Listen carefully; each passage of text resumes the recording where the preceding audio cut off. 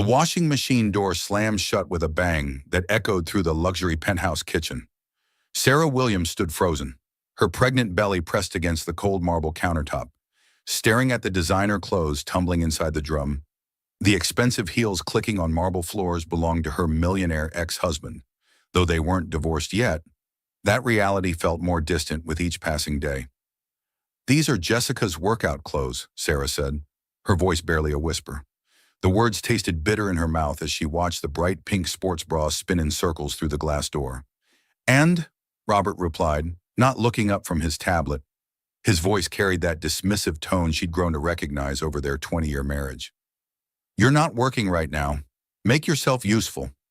Sarah's hand instinctively moved to her 7-month pregnant belly. The baby kicked as if sensing her distress. "Robert, I'm your wife. I'm carrying your child." "Jessica's carrying my child too. Her clothes are designer. Treat them carefully." The words hit Sarah like a physical blow. She gripped the marble countertop until her knuckles turned white. Through the floor-to-ceiling windows, the city stretched out below them, but she felt trapped in this golden cage 40 stories above the ground. "What did you just say?" Sarah turned to face her husband of 20 years. Robert Williams, tech CEO and narcissistic master manipulator, finally looked up from his screen. "You heard me correctly. Sarah, Jessica is pregnant, due in 4 months. I thought you should know since you'll be helping with preparations." Sarah's legs felt weak. She lowered herself onto one of the kitchen stools, her pregnant body suddenly feeling heavier than ever. "How long has this been going on? Does it matter? What matters is that you understand your position in this household. Jessica needs support during her pregnancy, and since you're not contributing financially anymore, this is how you contribute." The washing machine hummed its mechanical rhythm, a soundtrack to Sarah's crumbling world. She stared at her husband, this man she'd built a life with, and realized she was looking at a stranger. "Robert, we've been married for 20 years. We're having a baby together. How can you ask me to take care of your mistress?" He set down his tablet with deliberate precision. "Because, Sarah, you seem to have forgotten that this penthouse, your credit cards, your comfortable life, all of it belongs to me. If you want to keep living here, you'll do what's needed." Sarah felt tears burning behind her eyes, but she refused to let them fall. Not in front of him, not anymore. "And if I refuse," Robert's smile was cold, calculated, "then you'll find yourself living somewhere much less comfortable, without any financial support. And we both know you haven't worked in years. Who's going to hire a 50-something woman with no recent experience?" The cruelty in his voice made Sarah's stomach turn. This was narcissistic abuse in its purest form, and she was finally beginning to recognize it for what it was. "I need some air," Sarah said, standing up carefully. "Don't forget to move the clothes to the dryer when the cycle finishes. Jessica has a yoga class at 3. Sarah walked toward the bedroom, each step feeling like she was moving through quicksand. Behind her, she could hear Robert returning to his tablet, already dismissing her existence. In their bedroom, she sat on the edge of the bed they'd shared for 2 decades and finally let the tears fall. Her phone buzzed with a text message. The name on the screen made her heart skip. "Mom. How are you feeling today, sweetheart? The baby must be getting big now." Sarah stared at the message from her mother, Diana Mitchell. How could she explain that her millionaire ex-husband was forcing her to do laundry for his pregnant mistress? How could she admit that her 20-year marriage had become a prison? Instead, she typed back, "Feeling tired but okay. Baby is active today." It wasn't a lie, but it wasn't the truth either. Sarah had become an expert at hiding the truth, even from herself. The washing machine buzzed from the kitchen, signaling the end of its cycle. Sarah closed her eyes and took a deep breath. She had to move Jessica's clothes to the dryer. She had to continue this nightmare until she could figure out how to escape it. As she walked back to the kitchen, Sarah caught sight of herself in the hallway mirror. When had she started looking so small? When had her shoulders begun to curve inward, like she was trying to make herself invisible? She opened the washing machine and began transferring the wet clothes to the dryer. A sports bra, yoga pants, designer t-shirts, all expensive, all belonging to the woman who was carrying her husband's child. As she shook out a pair of yoga pants, something crinkled in the pocket. Sarah's fingers found a small piece of paper. She pulled it out and unfolded it, her hands trembling. It was a pregnancy test. positive. But what made Sarah's blood run cold wasn't the result. It was the date written on the back in Jessica's handwriting. This test was dated 2 weeks before Sarah had announced her own pregnancy to Robert, which meant Jessica had been pregnant first, which meant Robert had been planning this betrayal for months. Sarah sank onto the kitchen floor. The pregnancy test clutched in her shaking hand. The sound of her own heartbeat filled her ears as the reality crashed over her. This wasn't just about an affair. This was about replacement. Robert appeared in the kitchen doorway. "Sarah, what are you doing on the floor?" She looked up at him, this man who had systematically destroyed her confidence and independence over 20 years of marriage. "How long have you been planning to replace me?" Robert's expression didn't change. "I have no idea what you're talking about. Are you feeling all right? Pregnancy can cause emotional instability." But Sarah had seen the flicker of something in his eyes. Recognition, calculation, fear. She pulled herself to her feet, her pregnant body protesting.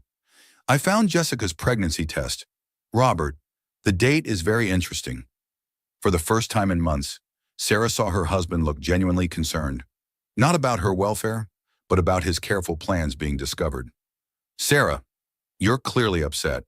Why don't you lie down? I'll call Dr. Martinez to check on you and the baby. Don't you dare use my pregnancy to manipulate me anymore." Sarah's voice was stronger than it had been in months. "I know what you're doing. Robert, the question is, what are you going to do now that I know?" Robert stepped closer, and Sarah instinctively backed against the kitchen island. "What I'm going to do, Sarah, is remind you that you have nowhere else to go. No money, no job, no friends who haven't gotten tired of your complaining. You need me. Maybe I don't need you as much as you think I do." The words surprised Sarah as much as they surprised Robert. Where had that strength come from? She felt the baby kick again, and suddenly she understood. She wasn't just protecting herself anymore. She was protecting her child from growing up in a house where love was a weapon and kindness was a weakness. "We'll see about that," Robert said quietly. There was something dangerous in his tone that made Sarah's skin crawl. As Robert walked away, Sarah remained in the kitchen, Jessica's pregnancy test still in her hand. The dryer hummed behind her, and she realized with bitter irony that she was still doing the other woman's laundry. But something had shifted. Something fundamental had broken open inside her. And for the first time in years, Sarah Williams felt like she might remember who she used to be. She picked up her phone and scrolled to her mother's contact. Her finger hovered over the call button for a long moment before she finally pressed it. Across town, the phone rang in a converted warehouse studio where Diana Mitchell was draping fabric on a dress form. At 62, Diana had built a successful fashion design business from nothing, and her sharp instincts had served her well in both business and life. When she heard her daughter's ringtone, she immediately set down her fabric scissors. "Sarah, darling, how are you feeling today?" Diana's voice carried the warmth that only came from years of loving someone unconditionally. "Hi, Mom. I'm okay. Just tired from the pregnancy." Sarah's voice sounded hollow through the phone, lacking the excitement that should come with discussing a long-awaited grandchild. Diana frowned, her maternal instincts immediately on alert. "You don't sound okay, sweetheart. What's wrong?" "Nothing's wrong. Robert's been very attentive.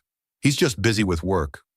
There it was again, that careful, measured tone that Diana had been hearing more frequently over the past year.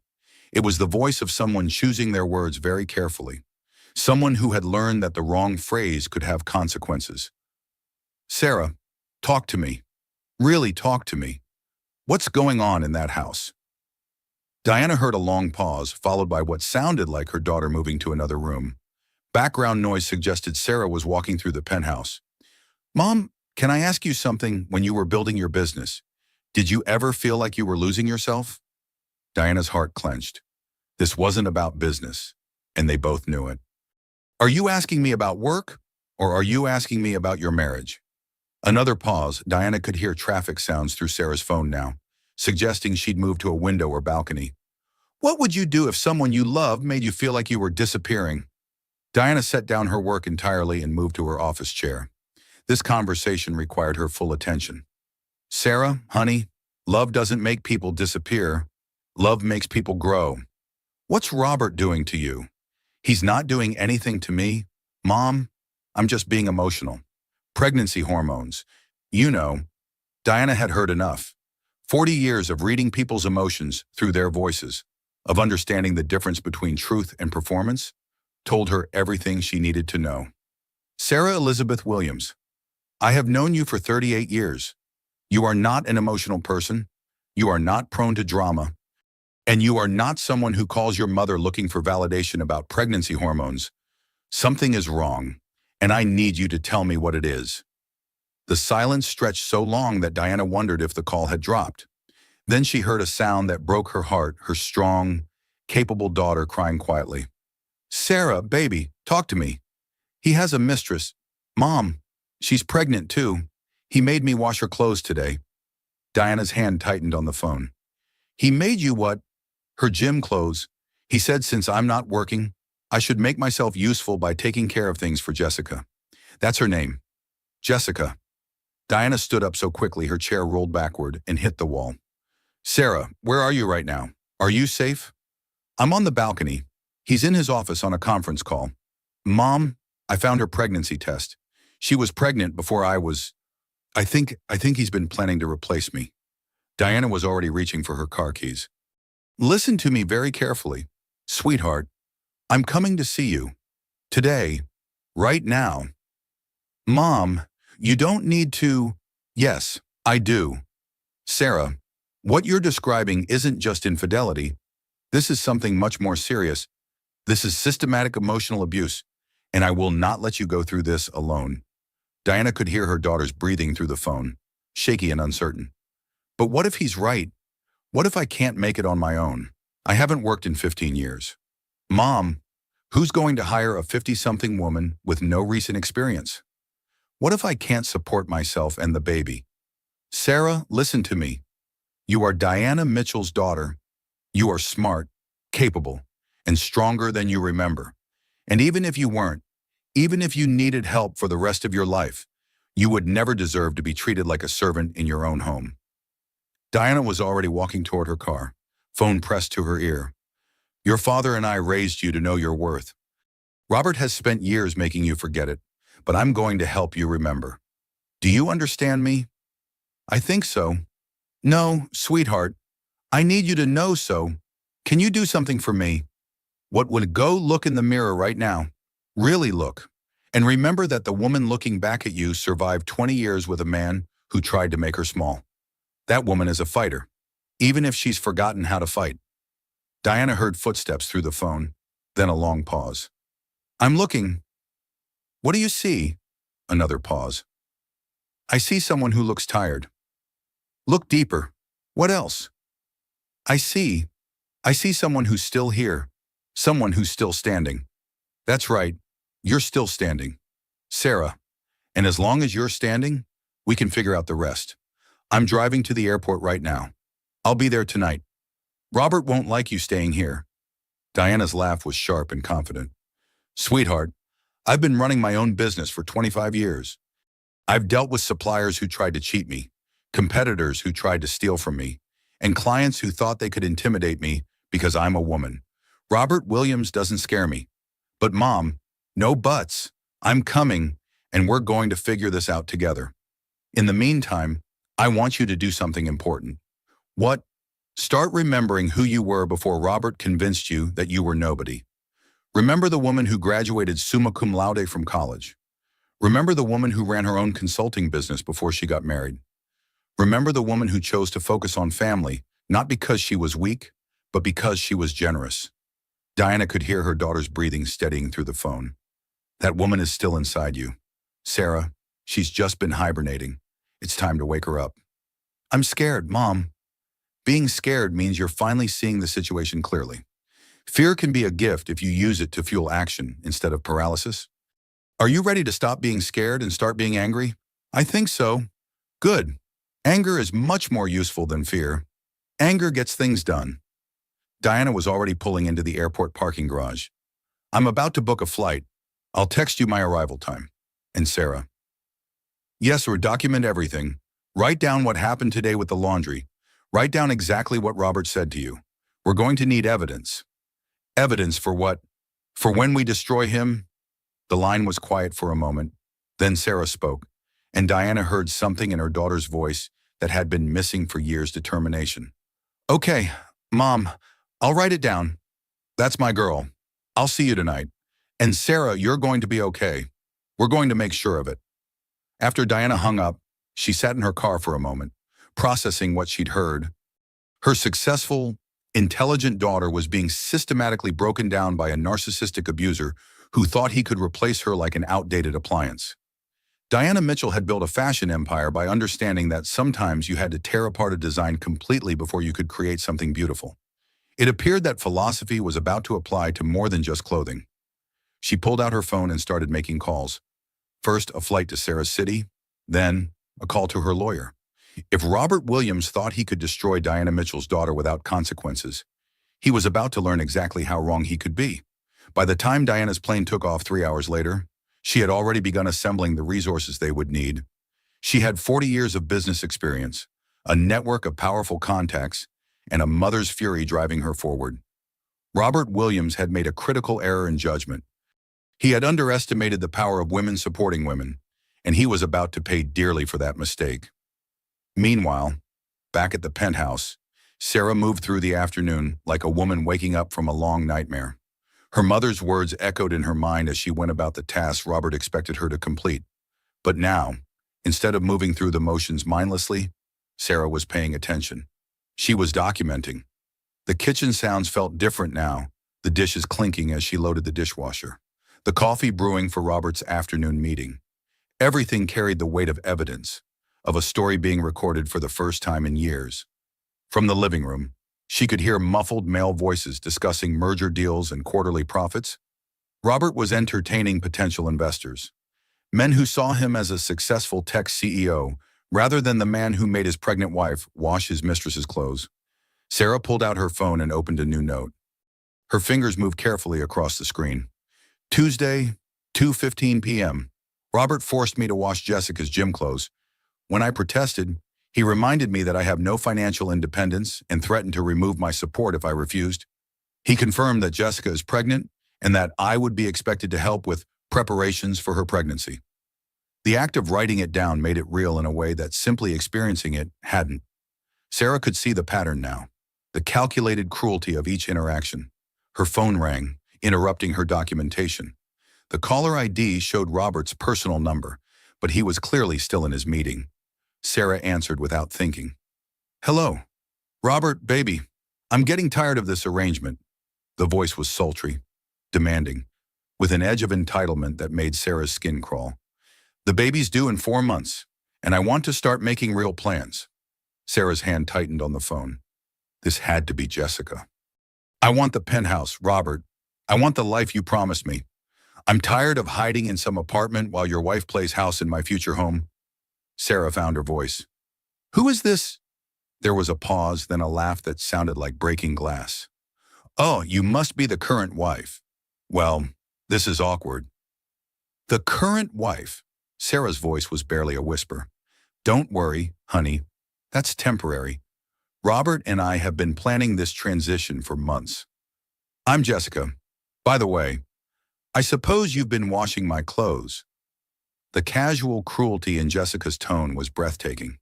Sarah felt something shift inside her, a door slamming shut on her old self and another one opening.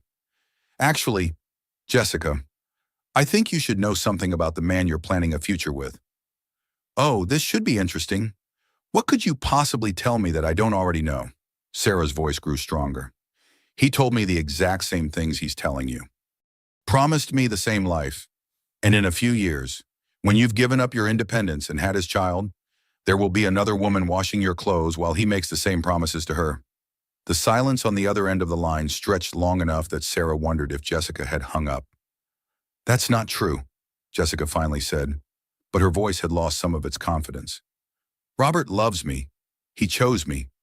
Robert doesn't love anyone but himself, and he doesn't choose women. Jessica, he collects them until they're no longer useful. You're just bitter because you're being replaced." Sarah looked around the penthouse that had been her home for 20 years, at the life she'd built that was being systematically dismantled.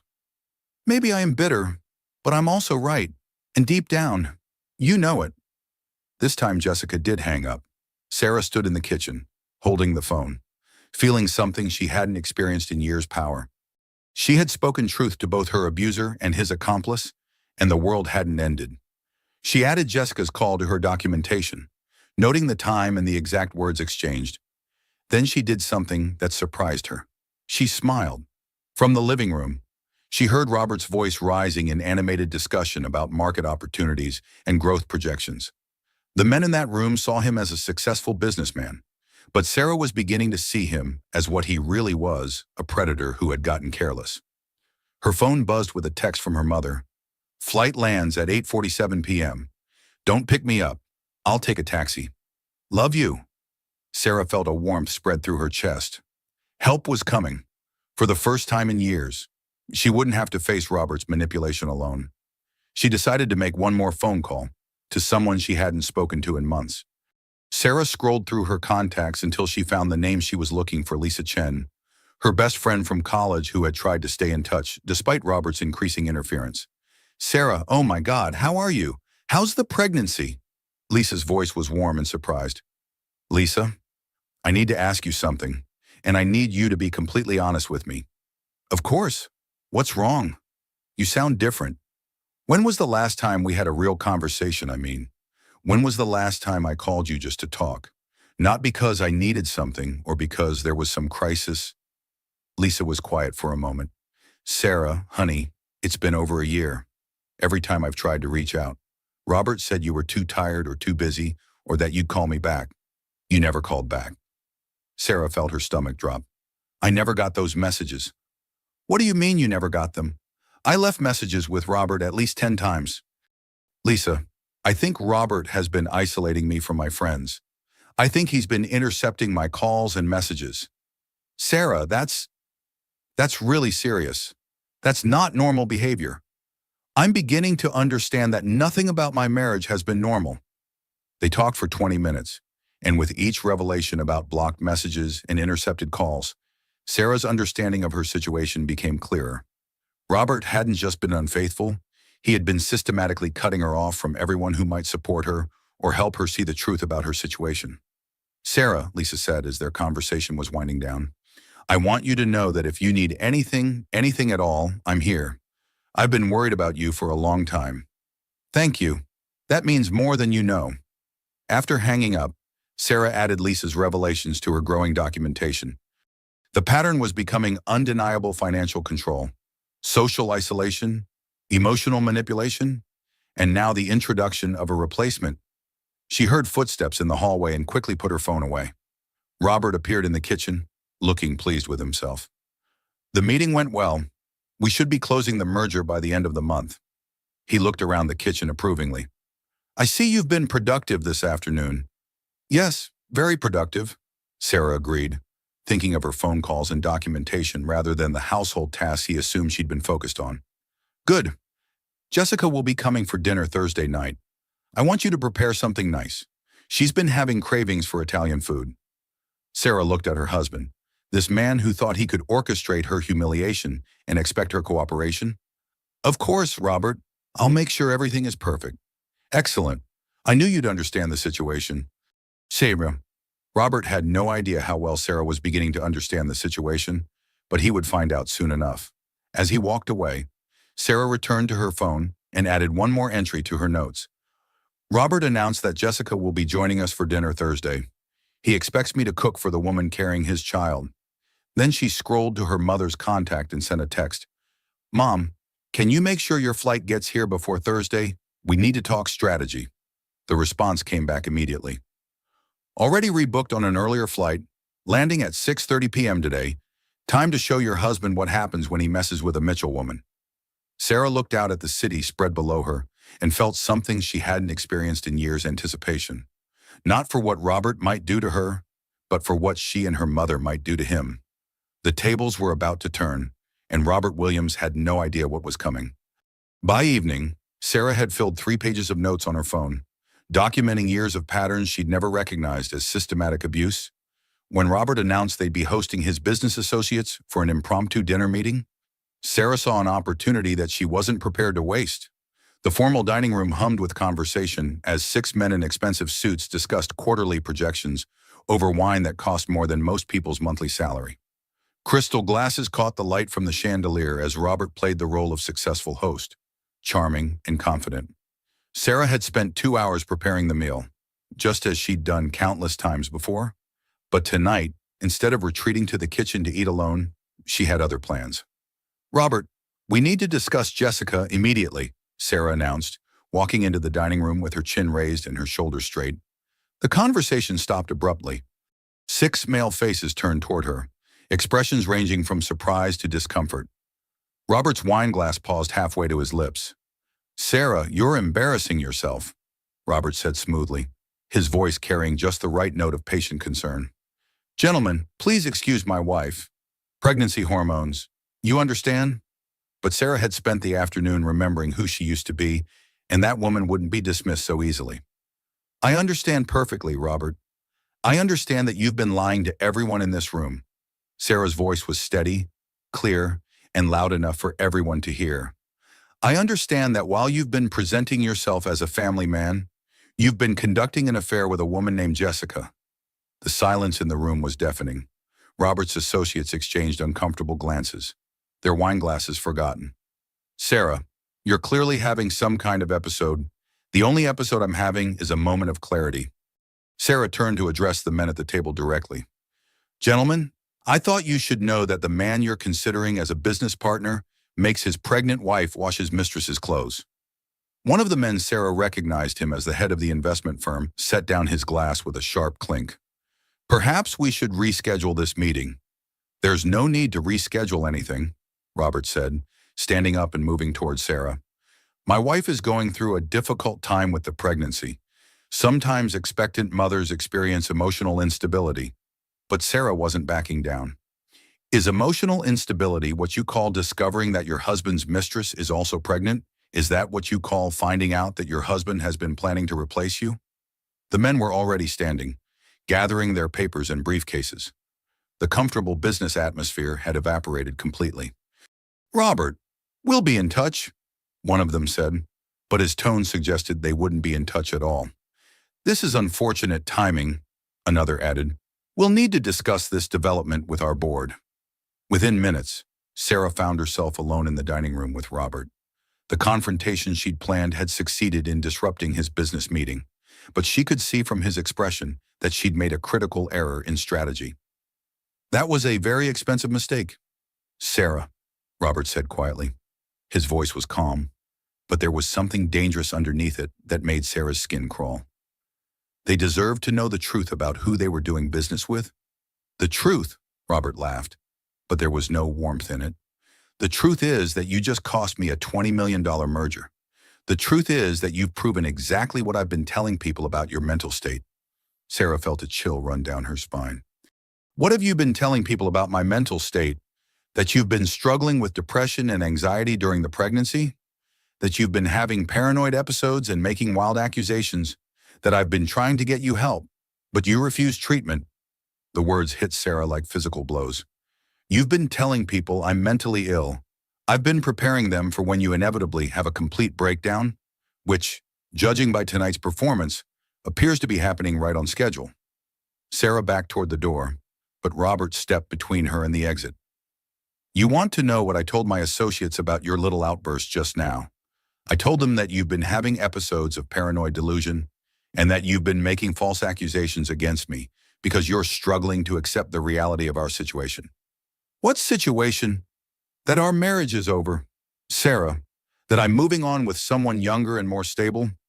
That you're about to become a single mother with no income, no support system, and a documented history of mental instability." Sarah's hands shook as she realized the scope of Robert's manipulation. "You've been planning this for months, haven't you? Not just the affair, but my complete destruction? I've been planning for contingencies. You're having my child, which means you'll always be connected to me in some way. I needed to ensure that connection would be manageable. Manageable. That if you ever tried to cause problems for me, no one would believe you. Who's going to take the word of an unstable woman with no independent means against a successful businessman with documented concerns about her mental health? Sarah felt the walls closing in around her. Every conversation, every interaction, every moment of self-doubt had been orchestrated. Robert hadn't just been betraying her, he'd been systematically destroying her credibility and independence. "You're never going to let me go. Are you?" she whispered. "I'm going to let you go when it's convenient for me to let you go. And when I do, you'll be grateful for whatever arrangement I offer you, because you'll have no other options." Sarah heard footsteps in the hallway and realized Robert's associates might still be in the penthouse. Without thinking clearly, she pushed past Robert and ran toward the front door, hoping to catch them before they left.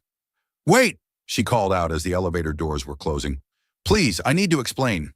But the men avoided eye contact, clearly uncomfortable and eager to escape the domestic drama they'd witnessed. As the elevator doors closed, Sarah heard Robert behind her. "You see, gentlemen?" he called out loud enough for the men to hear through the closing doors. "This is exactly the kind of erratic behavior I've been concerned about." Sarah turned to find Robert standing in the hallway, and she realized he'd orchestrated this perfectly. Her desperate attempt to reach his associates had only reinforced his narrative about her mental instability. "How long have you been planning this?" she asked. "Since the day I realized you were more liability than asset," Robert replied. "The affair with Jessica was just one component. I needed you to become so dependent on me that leaving would be impossible, and so isolated that no one would believe you if you tried to expose me."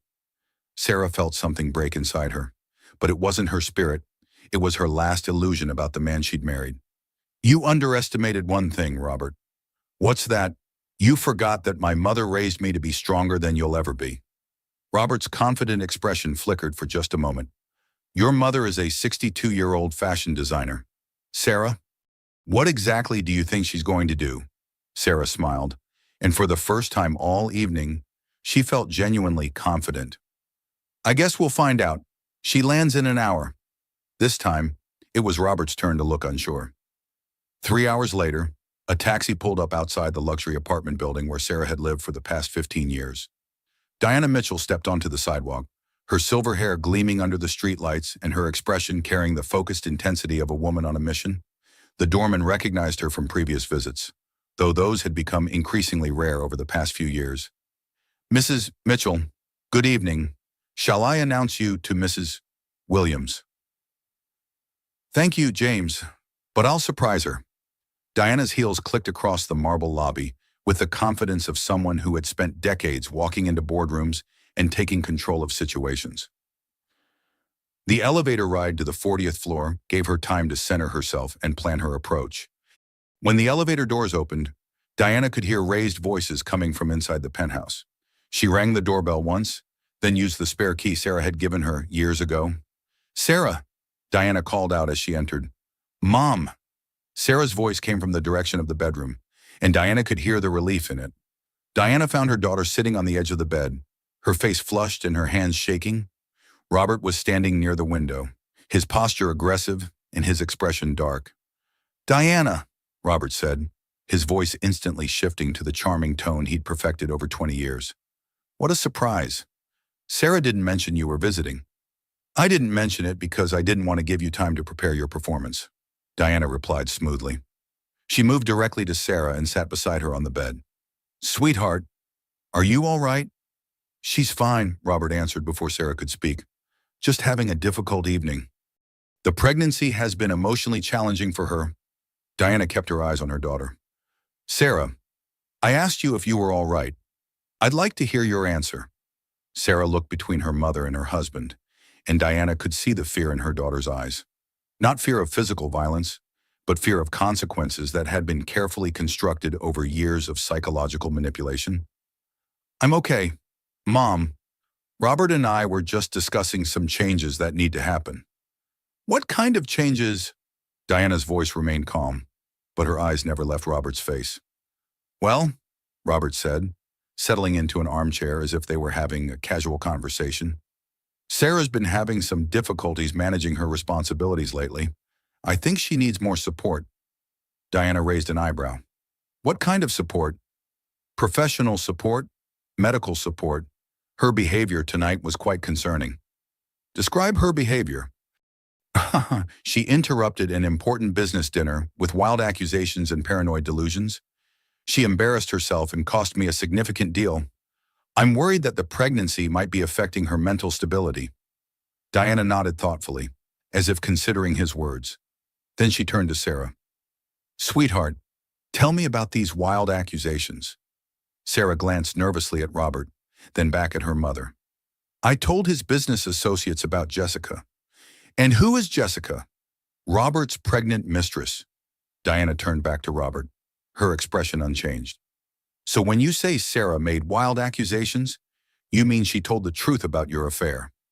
Diana, you don't understand the complexity of the situation? Oh, I understand it perfectly. You're having an affair with another woman. That woman is pregnant. You've been making Sarah serve as unpaid help for your mistress. And when Sarah finally found the courage to speak the truth, you've decided she's mentally unstable. Robert's composure slipped slightly. Sarah has been struggling with depression and paranoia for months. This isn't about the affair. Actually, Robert, this is entirely about the affair and about the systematic way you've been destroying my daughter's confidence and independence. Diana stood up, and even at 62, she carried herself with the authority of someone who had built an empire from nothing. How long have you been telling people that Sarah has mental health problems? I've been concerned about her welfare? That's not what I asked. How long have you been planting the seeds for this narrative about her mental instability? Robert was quiet for a moment, too long, and Diana smiled grimly. Ah, so this has been planned. You've been preparing people to believe that your wife is unstable, so that when you decide to discard her, no one will question your version of events. Diana, I think you're overreacting. Am I? Let's see. You've isolated Sarah from her friends. You've made her financially dependent on you. You've systematically undermined her confidence. You've introduced a replacement and forced Sarah to serve her. And now you're claiming that Sarah's objection to this treatment is evidence of mental illness. Diana moved closer to Robert, and he actually took a step backward. Robert, I've been in business for 25 years. I've seen every type of manipulation, intimidation, and psychological warfare that exists. What you've done to my daughter is textbook narcissistic abuse, and I will not allow it to continue. You will not allow it? Robert's voice carried a dangerous edge. Diana, this is my home, my marriage, and my business. You have no authority here. You're absolutely right. I have no authority in your marriage. Diana's smile was cold and sharp. But I do have authority in my daughter's life, and I do have resources that you've clearly underestimated. What kind of resources? The kind that comes from 25 years of building relationships with powerful people, lawyers, investigators, journalists, business leaders, people who don't like to see women being systematically destroyed by predators. Robert laughed, but it sounded forced. You're going to intimidate me with your fashion industry contacts. I'm not going to intimidate you at all. Robert, I'm going to destroy you using the same methods you've been using on Sarah systematically, carefully, and completely. The room fell silent except for the sound of traffic 40 stories below. Sarah looked between her mother and her husband, seeing Robert's confidence waver for the first time in years. Diana, I think you're misunderstanding the situation, Robert said, his voice returning to its practiced charm. Sarah and I are working through some marital difficulties. These things happen, but we're committed to our family and our future together. Are you committed to your future with Jessica too? Because from what I understand, you've made similar promises to both women. Robert's jaw tightened. I don't know what Sarah has told you. Sarah has told me the truth, and unlike you, I believe her. I've believed her from the moment she called me this afternoon, because I know my daughter. She doesn't lie, she doesn't exaggerate, and she doesn't have paranoid delusions. Diana moved back to the bed and took Sarah's hand. What she has is a mother who spent 40 years learning how to fight bullies. And Robert, you've just become my primary target. Robert looked between the two women, and Diana could see him calculating, trying to determine how serious a threat she represented. Sarah, he said finally, I think your mother should probably stay in a hotel tonight.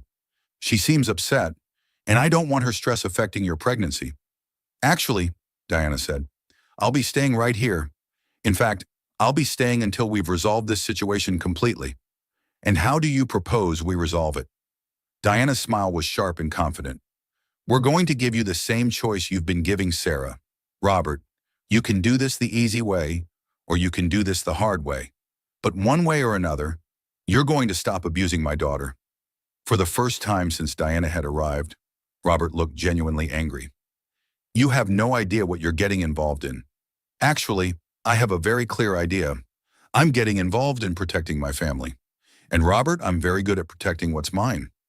As Diana spoke, Sarah felt something she hadn't experienced in years: safety. Her mother had walked into this nightmare and immediately seen it for what it was. More importantly, she had the experience and resources to fight back. Robert must have sensed the shift in power dynamics, because his next words carried an unmistakable threat. Diana, I think you should be very careful about the accusations you make.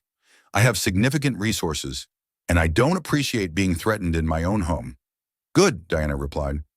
Then you understand how Sarah has been feeling for the past several years. Now you get to experience what it's like to be threatened by someone with more power than you have. Sarah watched her husband and her mother face off, and she realized that for the first time in her marriage, Robert had met someone who wasn't afraid of him. The war for Sarah's freedom was about to begin. Diana spent her first night in the penthouse in the guest bedroom, but she was awake most of the time, making phone calls and taking notes.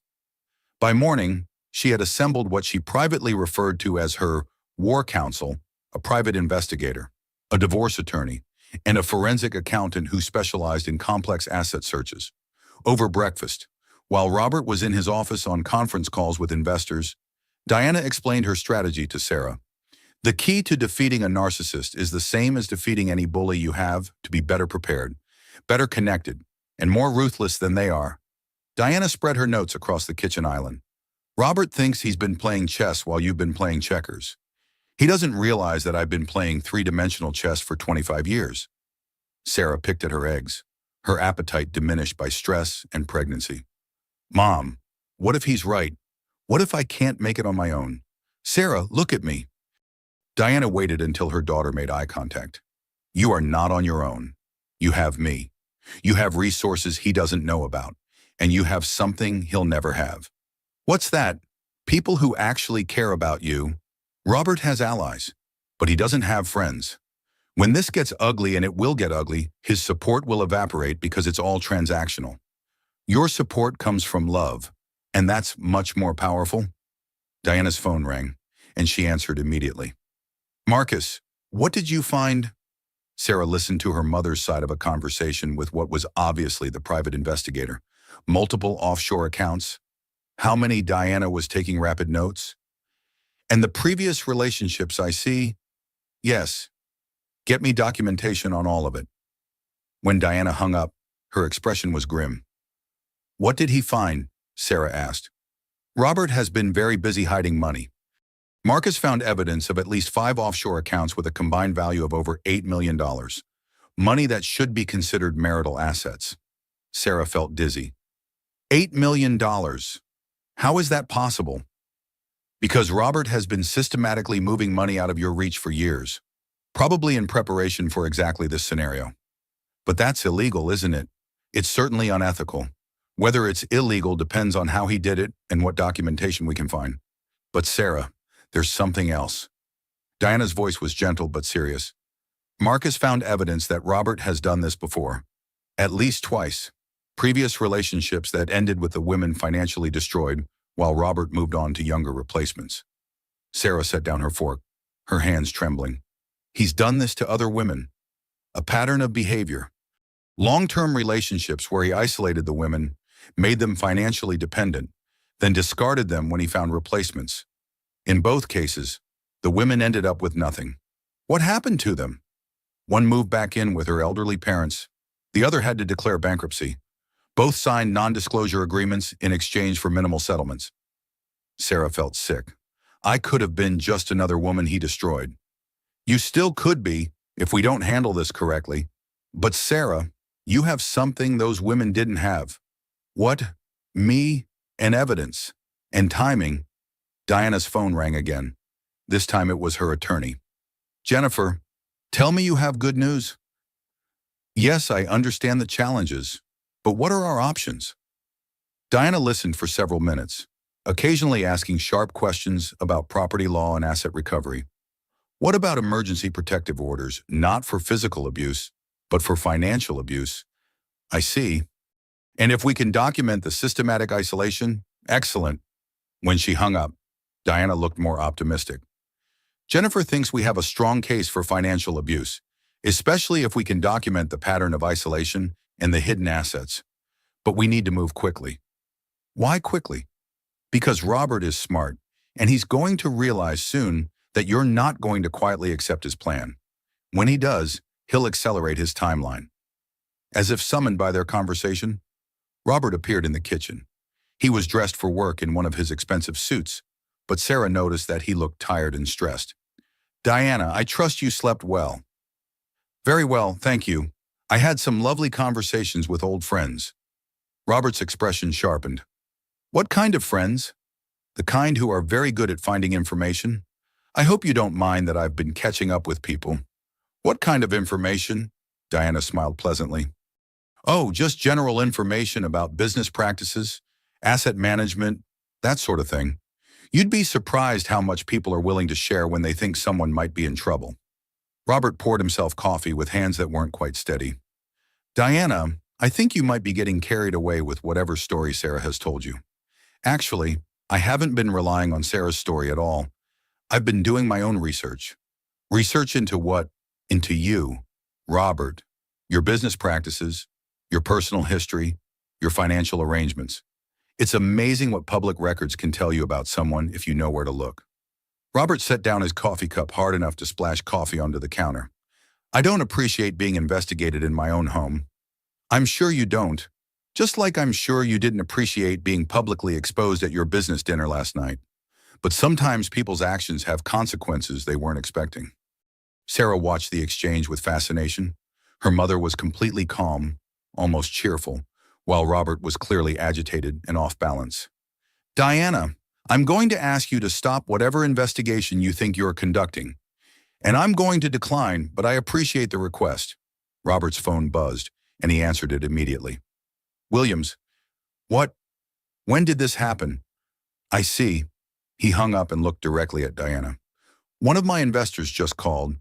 Someone has been asking questions about my business practices and personal conduct. How interesting.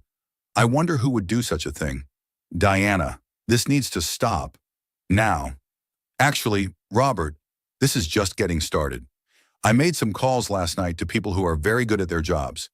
By the end of the week, we'll have a complete picture of your financial situation, your business practices, and your personal history. You can't just, I can, and I am. You've spent years systematically destroying my daughter's life. Now it's your turn to experience what it feels like when someone with resources decides to focus their attention on you." Robert's face was flushed with anger. "You have no idea what you're dealing with." "Actually, I have a very clear idea. I'm dealing with a man who thinks his money and position make him untouchable. I'm here to prove how wrong he is." Sarah had never seen her husband look genuinely frightened before, but she saw it now. "Robert," Diana continued, "I want you to understand something. I've spent 25 years building relationships with powerful people. Lawyers, accountants, investigators, journalists, business leaders. People who don't like bullies and who especially don't like men who prey on women. Are you threatening me? I'm promising you. You can either work with us to arrange a fair and reasonable separation, or you can fight us and discover exactly how much damage a network of motivated professionals can do to someone who's been careless about covering his tracks." Robert looked between Diana and Sarah could see him calculating odds and options. "I'm not going to be blackmailed."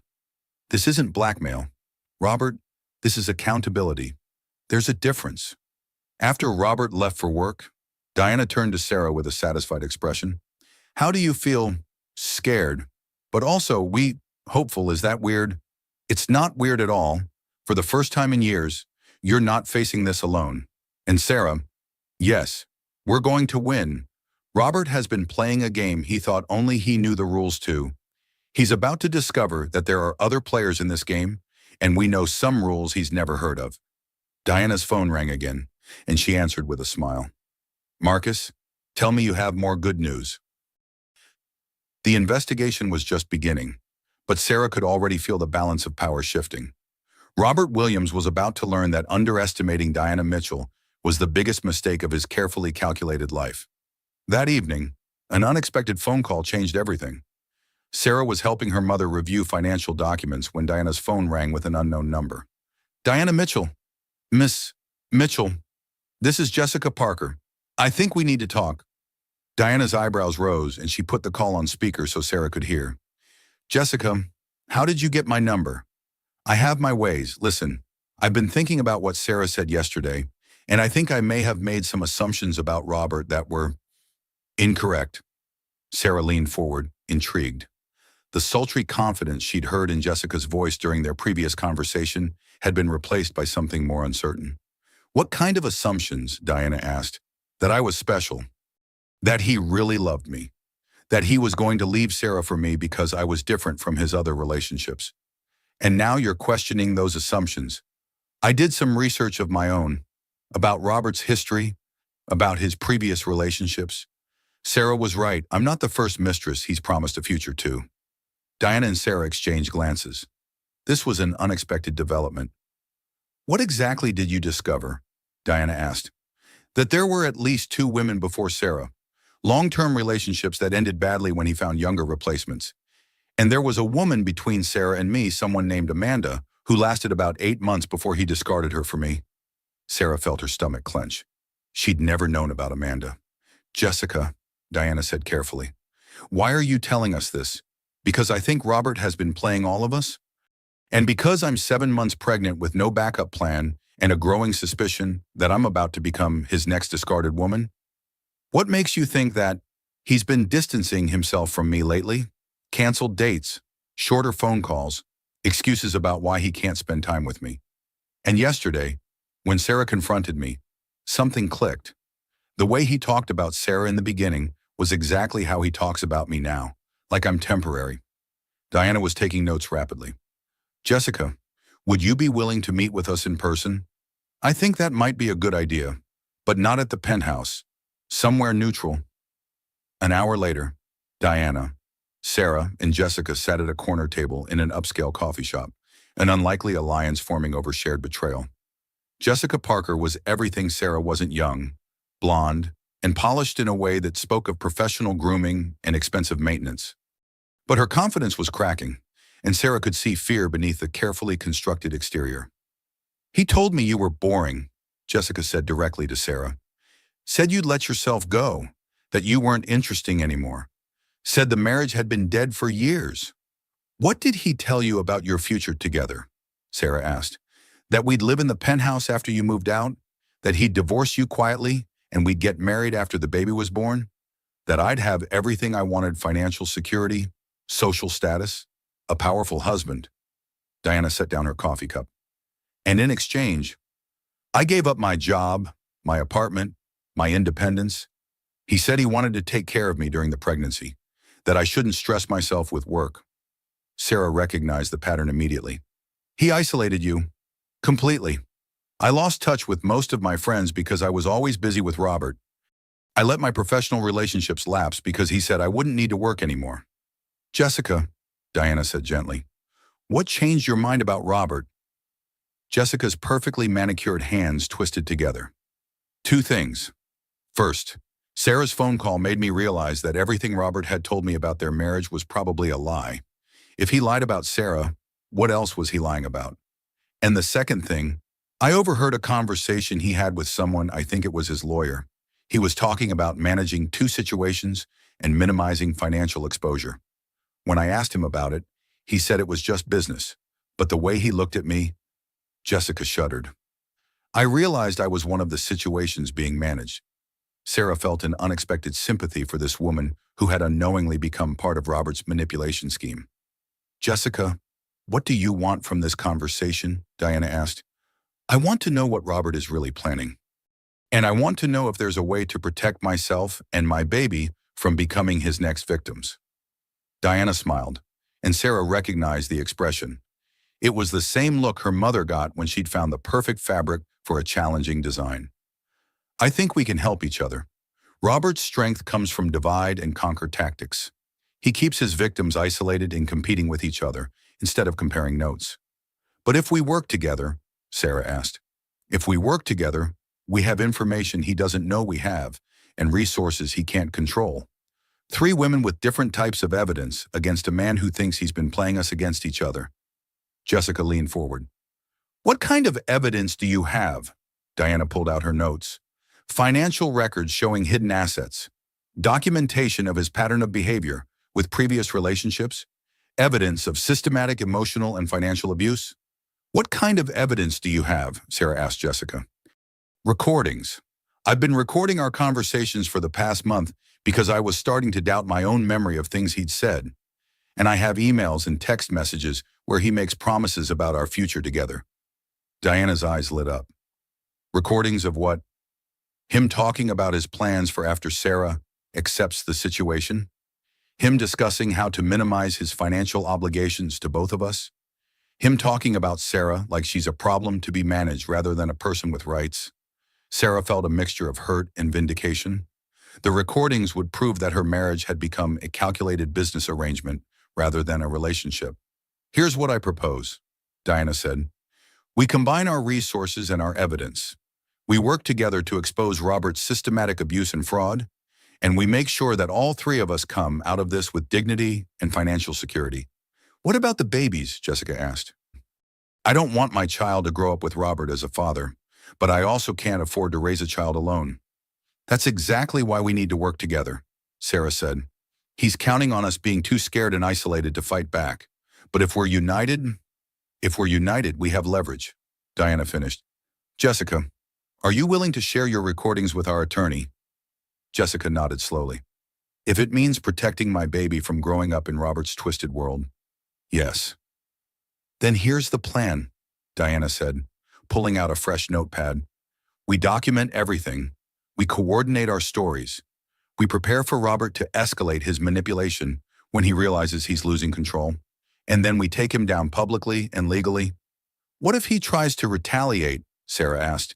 He will try to retaliate. That's what narcissists do when they lose control. But Sarah, you have something now that you didn't have before? What's that? Allies and evidence?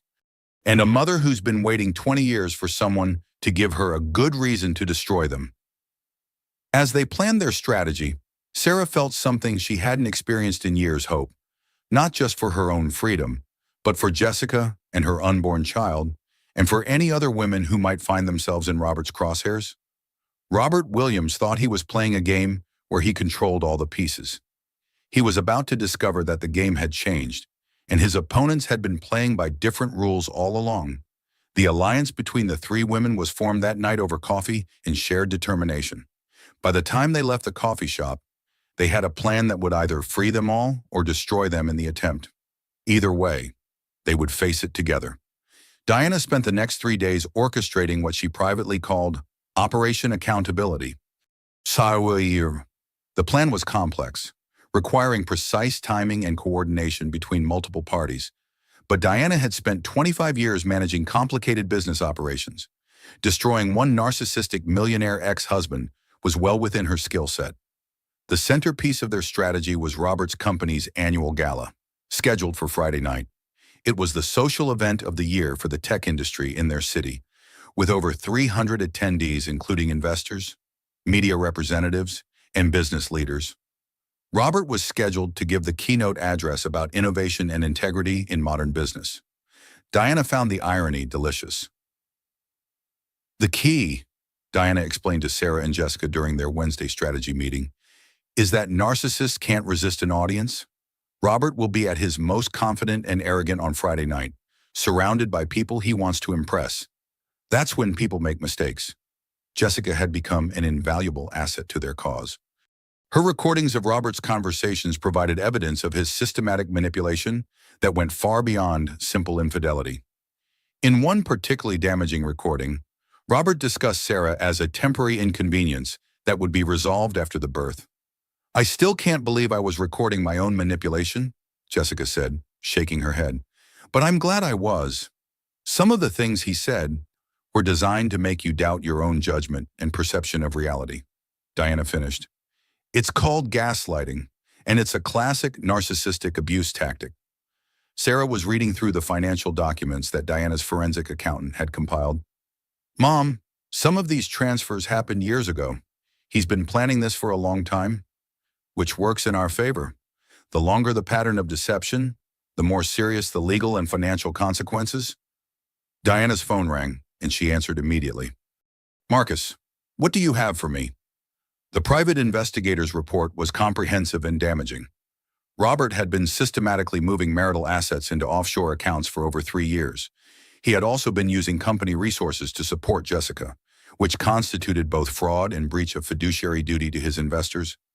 And the previous relationships, Diana asked, all followed the same pattern: isolation, financial control, emotional manipulation, then discard and replacement. I found evidence of at least 6 women over the past 15 years who fit the profile. Diana was taking rapid notes. 6 women, all with similar stories of financial devastation after relationships with Robert ended. There's more. Robert's company is under SEC investigation for irregularities in their financial reporting. The investigation is confidential, but my contacts suggest it's serious.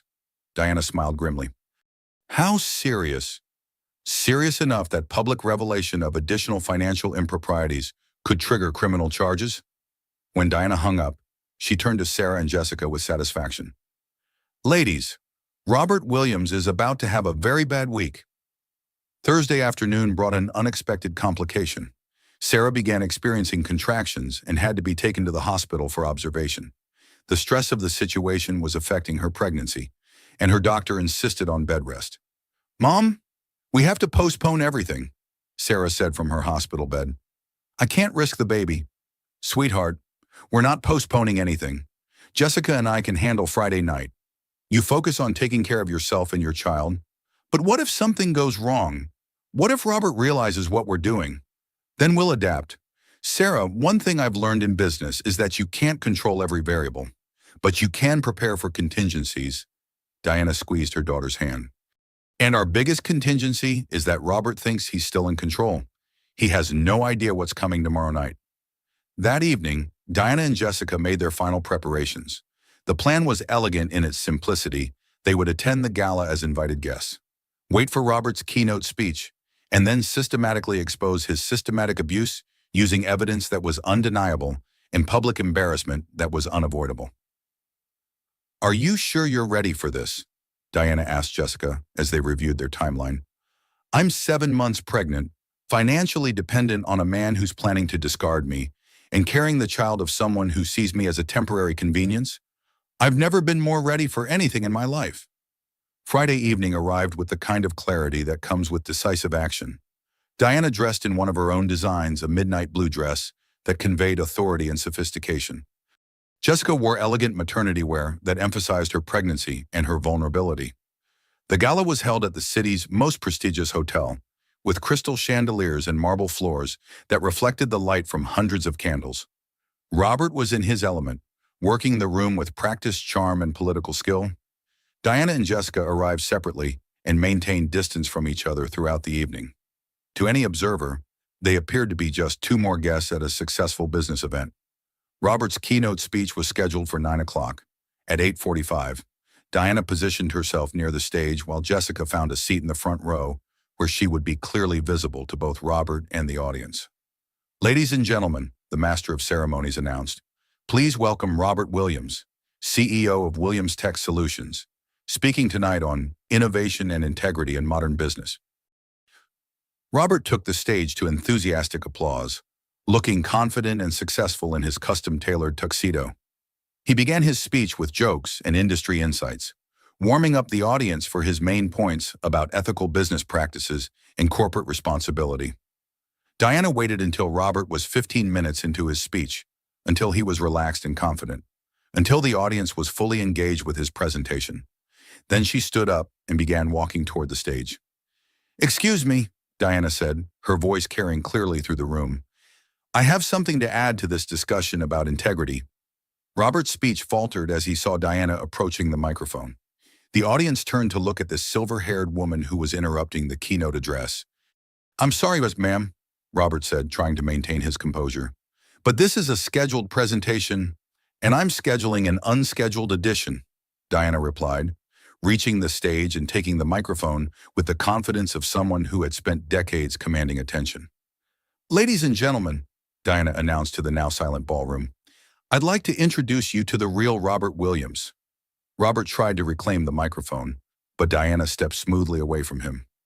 My name is Diana Mitchell, and I'm here tonight to discuss a different kind of innovation, the innovation that Robert Williams has brought to the art of systematic abuse and financial fraud. The audience was completely silent now. 300 people frozen in fascination and horror as Diana continued.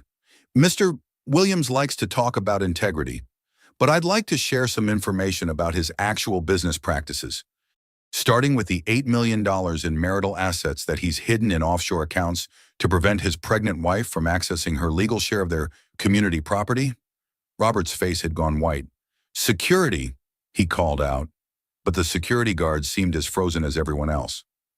I'd also like to introduce you to Jessica Parker, Diana continued, gesturing toward the front row where Jessica stood up, her pregnancy clearly visible. Ms. Parker is 7 months pregnant with Mr. Williams' child.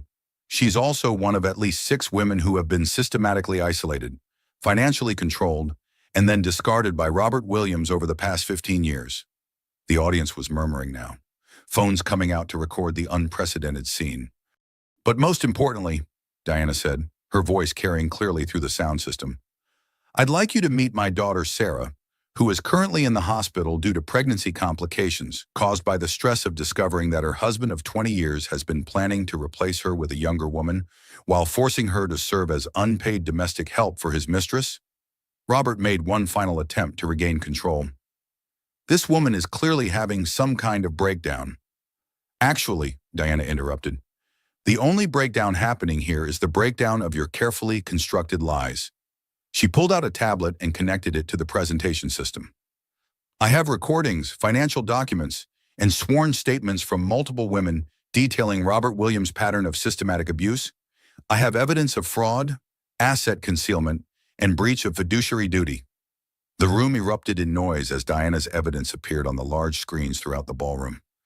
Financial transfer records, recorded conversations, and detailed timelines of Robert's manipulation tactics were displayed for everyone to see. And finally, Diana announced over the growing chaos, I have a message from my daughter Sarah, who wanted to be here tonight but is currently in the hospital because of the stress this man has put her through. Diana's voice softened slightly as she delivered Sarah's words. For 20 years, I believed that love meant accepting less than I deserved. Tonight, I want every woman in this room to understand that love should never require you to disappear. Thank you for listening. The ballroom exploded into chaos as Robert fled the stage and investors began frantically making phone calls. Diana calmly gathered her materials and walked toward the exit, where Jessica was waiting for her. How do you feel? Jessica asked as they left the hotel. Like justice, Diana replied. I feel like justice. Behind them, Robert Williams' carefully constructed world was collapsing in real time, documented by hundreds of phones and witnessed by the very business community he had spent years trying to impress. The trap had been sprung perfectly, and there would be no escape. The fallout from Friday night's gala was swift and devastating. By Saturday morning, Robert Williams was the subject of trending social media posts, news articles, and an emergency SEC investigation that had been accelerated by the public exposure of his financial irregularities. Diana sat in Sarah's hospital room, scrolling through news coverage on her tablet while Sarah held her newborn daughter. The baby had arrived Saturday morning, 2 weeks early but healthy, as if she'd been waiting for her mother's liberation before making her entrance into the world. Listen to this headline, Diana said. Tech CEO exposed for systematic abuse pattern. SEC investigates hidden assets. Ere this one, pregnant wife forced to serve husband's mistress business community responds. Sarah adjusted the baby in her arms, marveling at how peaceful her daughter looked despite the chaos surrounding her birth. What about Robert? Have you heard from him? His lawyer called this morning. Apparently, Robert wants to arrange a private meeting to discuss resolution of this unfortunate misunderstanding. Misunderstanding? Sarah laughed, but there was no humor in it. Is that what we're calling 20 years of systematic abuse? Jessica appeared in the doorway, carrying flowers and looking exhausted but determined. How are you feeling? And how's the baby? We're both good. Better than good, actually. I feel like I can breathe for the first time in years. Jessica sat down carefully, her own pregnancy making movement awkward. I came to tell you that Robert called me this morning too. He offered me a substantial settlement in exchange for signing a non-disclosure agreement and disappearing. How substantial? Diana asked. $2 million and a house in another state, plus support for the baby until she's 18? Sarah studied Jessica's expression. But you're not taking it. I'm not taking it. $2 million is a lot of money, but it's not worth letting him do this to other women.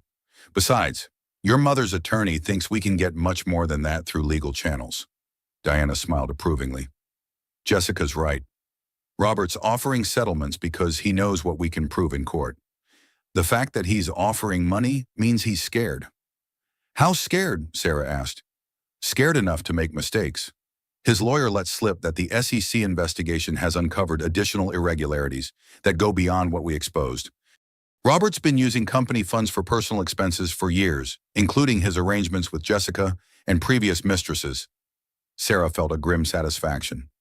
So his systematic abuse of women was also systematic fraud of his business partners. Exactly, which means this is no longer just a divorce case. This is potentially criminal prosecution for fraud, embezzlement, and tax evasion. Jessica's phone buzzed, and she answered immediately. Hello. What? Are you sure? I'll be right there. She hung up with a strange expression. That was my lawyer. Apparently Robert's been arrested. Arrested, Diana and Sarah said simultaneously. Financial fraud and embezzlement charges. The FBI executed search warrants on his office and the penthouse this morning. Sarah stared at her daughter, this innocent child who would never know her father as anything other than a cautionary tale. It's really over, isn't it? The criminal case is just beginning, Diana said. But yes, sweetheart, your marriage to Robert Williams is definitely over. Over the next several hours, they watched Robert's empire collapse in real time. His business partners issued statements distancing themselves from his actions. His investors called emergency meetings to discuss damage control. His board of directors met an emergency session to discuss his removal as CEO. By Sunday evening, Robert Williams had been fired from his own company, charged with multiple felonies, and was facing the complete destruction of everything he'd built through decades of manipulation and abuse. I keep thinking I should feel sorry for him, Sarah said as she watched the news coverage. 20 years of marriage doesn't just disappear because he turned out to be a monster. You're allowed to grieve the man you thought you married, Diana replied. That's different from feeling sorry for the man he actually was. Jessica nodded. I've been thinking about that too. I fell in love with a person who never really existed. Robert Williams, the loving partner, was just a performance designed to get what he wanted. But here's what's important, Diana said, moving to sit beside Sarah's hospital bed. You both survived. You both protected your children, and you both found the strength to fight back when it mattered most. Sarah looked down at her daughter, this tiny person who represented hope and new beginnings. What kind of world are we bringing them into? A world where women support each other, Jessica said firmly. A world where their mothers were brave enough to fight back against someone who tried to destroy them. Diana's phone rang, interrupting the moment. She answered with her usual brisk efficiency. Diana Mitchell. Yes, I've been following the news. How much? All of it. Excellent. When she hung up, Diana was smiling broadly. That was Jennifer, our attorney. The court has frozen all of Robert's assets pending the criminal investigation. More importantly, they've identified the offshore accounts and are beginning the process of asset recovery. What does that mean for us? Sarah asked. It means you're going to be financially secure. Sweetheart, very secure. The hidden assets, plus the value of the penthouse and other properties, plus damages for the systematic financial abuse. We're looking at a settlement that will ensure you never have to depend on anyone else for financial security again. Sarah felt tears of relief rolling down her cheeks. I can't believe it's really happening. Believe it, Jessica said. We did this together. 3 women who refused to let one man's cruelty define our futures. Speaking of futures, Diana said, I have a proposition for both of you. Sarah and Jessica looked at her expectantly. I've been thinking about expanding my fashion business. starting a new line focused on empowering women who are rebuilding their lives. Clothes that make women feel strong and confident and beautiful, regardless of their circumstances. That sounds amazing, Sarah said. But what does that have to do with us? I want you both to be part of it. Sarah, you have a business degree and experience running operations. Jessica, you have marketing and public relations experience. Together, we could build something meaningful. Jessica leaned forward, interested.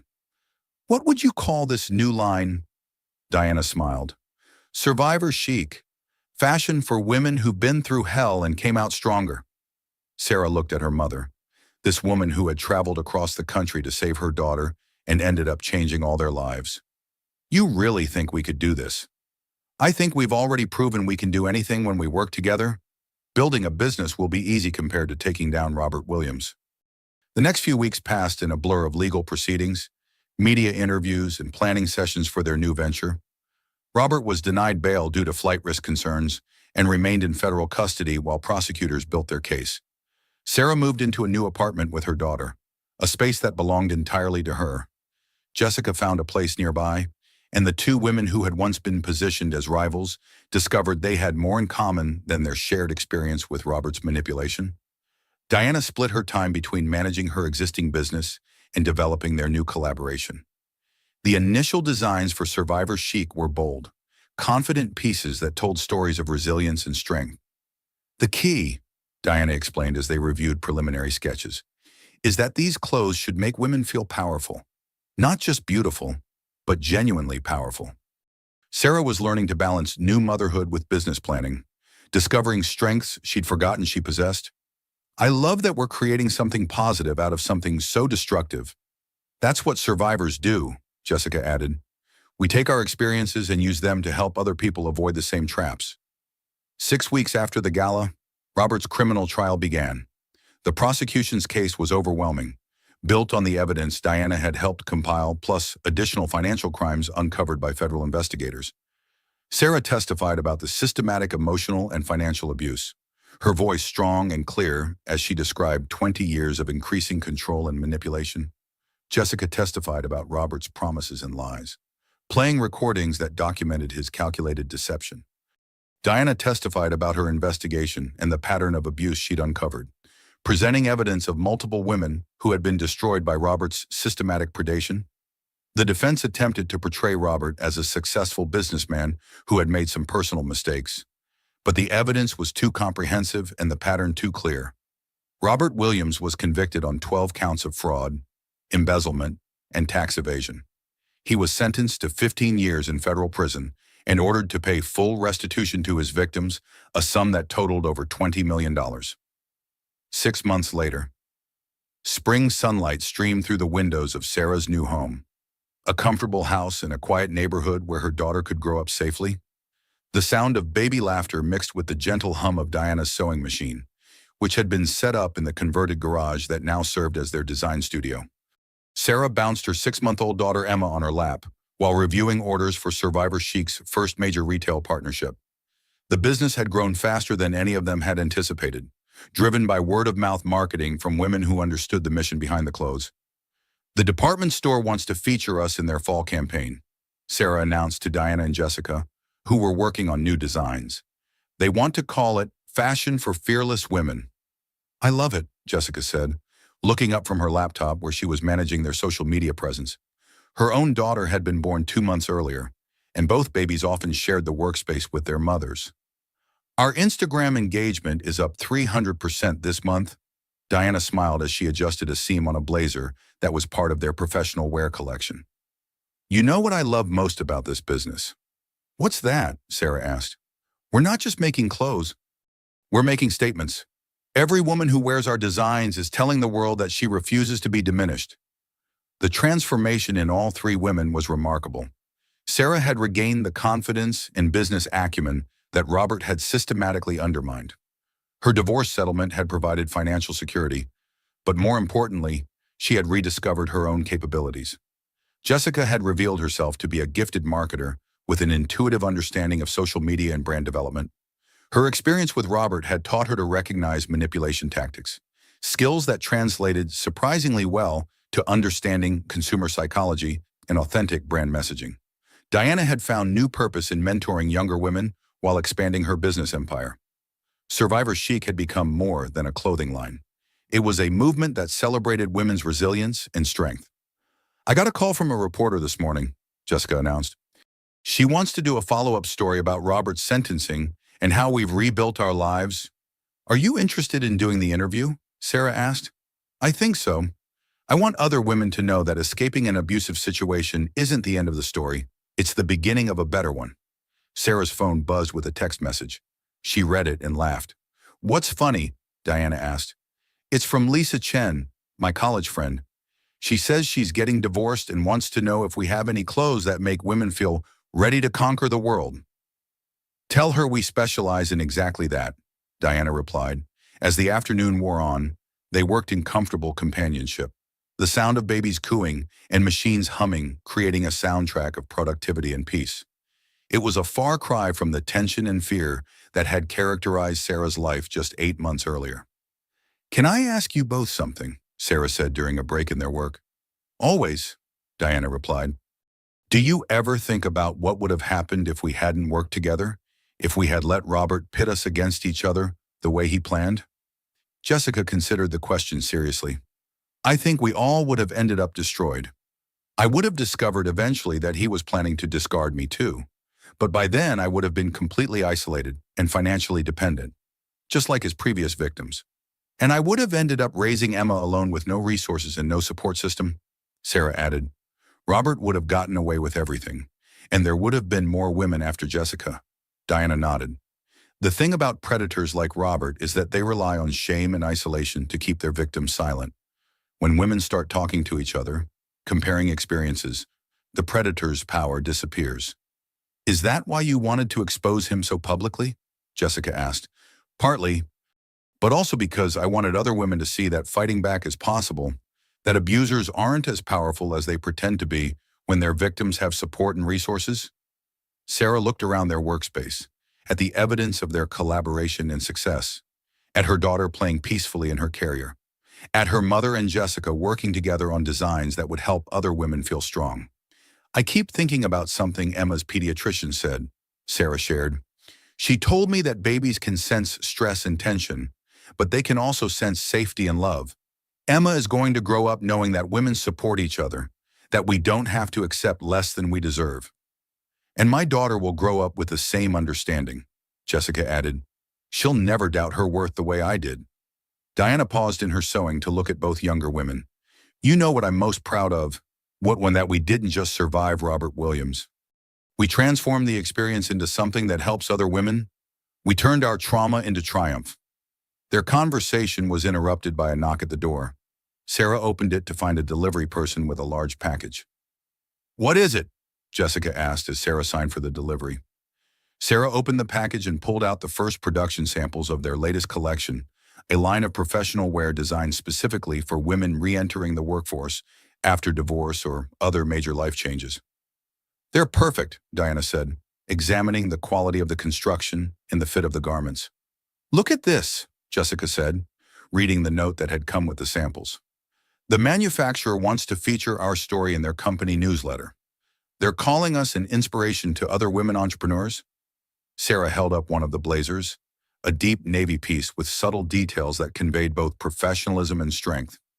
Remember when Robert told me that no one would hire a 50-something woman with no recent experience? I remember, Diana said grimly. Well, I may not have gotten hired by someone else, but I hired myself, and Jessica, and soon we'll be hiring other women who need a chance to prove what they can do. That evening, after Jessica had gone home and Diana was putting the finishing touches on a new design, Sarah sat in her living room with Emma, reflecting on the journey that had brought them to this point. 8 months ago, she had been washing another woman's clothes and accepting the slow destruction of her spirit. Tonight, she was a successful entrepreneur, a single mother by choice, and part of a business that was helping other women reclaim their power. Her phone rang, and she saw Lisa Chen's name on the screen. Sarah, I saw the article about Survivor Chic in the Business Journal. I'm so proud of you. Thank you. It feels surreal sometimes. How much has changed? Can I ask you something? How did you find the courage to fight back? I'm going through my own divorce, and some days I feel so overwhelmed. Sarah looked down at Emma, who was sleeping peacefully in her arms, and thought about her mother's unwavering support in Jessica's unexpected alliance. I learned that asking for help isn't weakness. It's the first step towards strength. And sometimes the people who love you most are the ones brave enough to fight your battles when you can't. That's beautiful and true. Lisa, you're going to be okay. More than okay. You're going to discover strengths you didn't know you had. After they hung up, Sarah carried Emma to the nursery and settled her in the crib surrounded by soft colors and natural light. The room was peaceful and safe, filled with the promise of a future built on love rather than control. Back in the living room, Sarah picked up her laptop and began working on their business plan for the next quarter. Survivor Chic was expanding into online retail, and they were planning a series of workshops for women rebuilding their lives after abusive relationships. As she worked, Sarah could hear the gentle sounds of her new life, the quiet hum of the refrigerator, the distant sound of neighbors talking in their gardens, the peaceful breathing of her sleeping daughter. These were the sounds of freedom, of choices made from strength rather than fear. The washing machine in her laundry room hummed quietly as it cleaned clothes that belonged only to her and Emma. Sarah smiled at the memory of that first day when Robert had demanded she wash Jessica's clothes. That moment had been the beginning of her awakening, the first crack in the facade that had hidden years of systematic abuse.